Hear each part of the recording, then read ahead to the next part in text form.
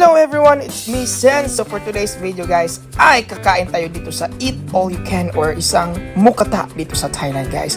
Bagong discovery po natin itong place na to, kaya guys ay lusubin na natin. Napakamura lang presyo dito guys, nasa 250 baht lang, may unlimited ka ng food at saka drinks. Lalo po't may kasama ka pang napaka-cool. Alright, so maganda din po ang lokasyon dito guys, napakalawak at saka napakahangin.